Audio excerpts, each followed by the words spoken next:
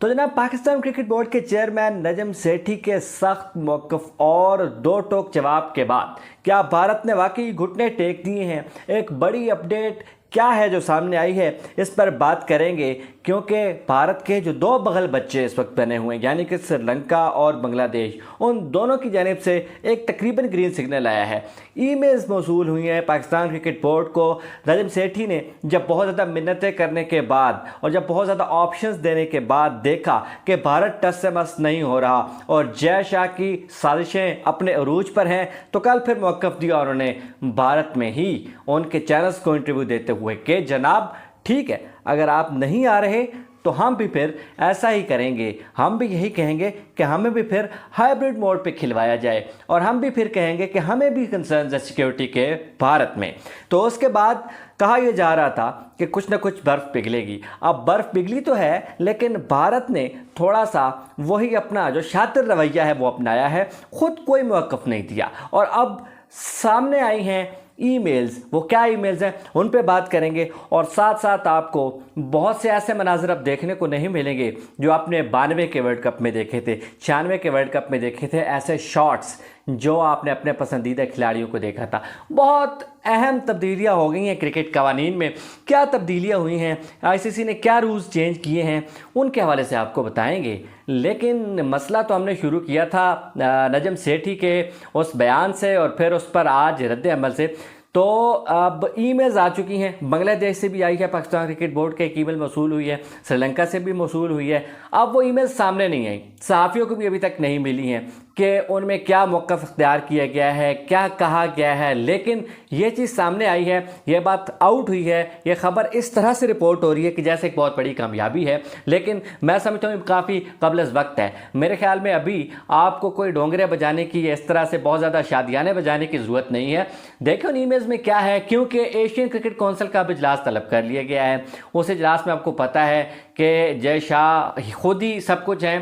खैर, नजम सेठी साहब खुद ज़रूर जाएंगे वहाँ पे, लेकिन लगता नहीं कि उनकी सुनी जाएगी। उसकी वजह यह है कि वहाँ जितने मेंबर्स हैं उन पर इंडिया का साया। खैर, आपको पता ही है कि आईसीसी पूरे पर इंडिया का साया है। यहाँ अमित शाह हैं, और मेरा मतलब है जय शाह हैं, अमित शाह के बेटे, और उधर सौरव गंगुली हैं। तो सूरत हाल पाकिस्तान के हाथ में इस वक्त भी इसलिए मैं कहूँगा नहीं है क्योंकि इंडिया खोल कर खेल रहा है और इस बात पर अड़ा हुआ है कि नहीं, हम पाकिस्तान खेलने नहीं आएंगे। लेकिन जो सेठी साहब ने धमकी लगाई थी, जो उन्होंने कल दो टोक मौक़िफ़ दिया था, जो उन्होंने कल सख्त रवैया अपनाया था, उस पर कम से कम अब इंडिया को हिलाया ज़रूर गया है। इंडिया की तरफ से जवाब ज़रूर आया है। इंडिया को थोड़ा अंदाज़ा हुआ है कि यार ये ना हो कि वर्ल्ड कप में पाकिस्तान ही ना हो। आपको पता है कि कितना बड़ा रेवेन्यू का मसला बनता है कि पाकिस्तान और इंडिया का मैच ना हो, और ऐसा वर्ल्ड कप जिसमें हो सकता है 3 पाकिस्तान और इंडिया के मैचेस हो जाएं, और ऐसा वर्ल्ड कप जहाँ पे पहले ही इंडिया सोचा है कि यार किया क्या जाए, पाकिस्तान को कहाँ खिलाया जाए, पाकिस्तान को अहमदाबाद में खिलाएँ, कहाँ खिलाएँ, वो एक अलहदा सरदर्द है। लेकिन अब ईमेल्स मौसूल हुई हैं और कहा जा रहा है कि उनमें ग्रीन सिग्नल दिया गया है कि पाकिस्तान आए और हाइब्रिड पे हम राज़ी हैं। जहां पाकिस्तान कहता है हम वहां खेलने को तैयार हैं, और ये चीज़ अभी तक तस्दीक पीसीबी ने इस बात की नहीं किया। तो मैं कहता हूँ कि बहुत कबल अज़ वक्त है। चलें, फिर भी मैं कहूँगा कि सेठी साहब ने जो मौक़िफ़ दिया है ना, पहले साहब लोगों ने उन पर तनकीद की थी और कहा था कि यार बहुत ज़्यादा ही लीनियट पाकिस्तान का जो तर्ज़ अमल है वो होना भी चाहिए था। आपको पता है कि कितनी ज़्यादा क्रिकेट पर ग्रिप है इंडिया की, और आपको मैचेस भी नहीं मिलते। आपका जो पूरा का पूरा 5 साल का शेड्यूल होता है, उसमें आपको बाबर आजम को अगर मुकाबला करें इंडियन बैटर से, तो हो सकता है कि वो 50% मैचों का फ़र्क हो। खैर, लेकिन अब सूरत हाल ये है कि एशियन क्रिकेट काउंसिल के इजलास तक आपको इंतज़ार करना पड़ेगा।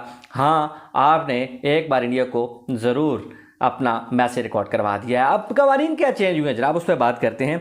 आपने देखा होगा बहुत ज़्यादा तनकीद होती थी कि यार ये सॉफ्ट सिग्नल क्या भला है। जब एक टीवी अंपायर बैठा है, जब उस अंपायर को समझ ही नहीं लग रही, तो फिर तुक्के पे जो सिग्नल देता है वो सॉफ्ट सिग्नल क्या होता है। तो अब जनाब सौरव गंगुली की सरबराही में, जिसमें एक पूरी कमेटी है, शान पोलाक भी शामिल है, रजन बदुगाले भी हैं, फिर जयवर्धना भी हैं, विटोरी भी हैं, बड़े बड़े प्लेयर्स हैं। उस कमेटी को दी गई थी कुछ तजावीज़, कुछ प्रपोजल दिए गए थे जो कि कबूल कर लिए गए हैं। और जो आप देख रहे हैं कि टेस्ट चैम्पियनशिप की जो चैम्पियन ट्रॉफी है, उसका जो मैच होगा फाइनल, उसमें ये कवानीन लागू होंगे, यानी 1 जून से इनका इतलाक हो जाएगा। सबसे पहला तो ये कानून गया कि जनाब अब सॉफ्ट सिग्नल अंपायर ख़त्म। ये नहीं होगा कि अंपायर ने जो सॉफ्ट सिग्नल दिया कि जी वो पता नहीं लग रहा तो अब सॉफ्ट सिग्नल है, फिर कोई कंक्लूसिव एविडेंस नहीं है तो फिर जो थर्ड अंपायर साहब फरमाते थे कि जी क्योंकि अंपायर साहब ने कहा था कि जी मेरे ख्याल में ऐसा है तो हम इस नतीजे पे पहुंचे हैं तमाम गवाहों और सबूत की रोशनी में, तो अब ऐसा नहीं हुआ करेगा।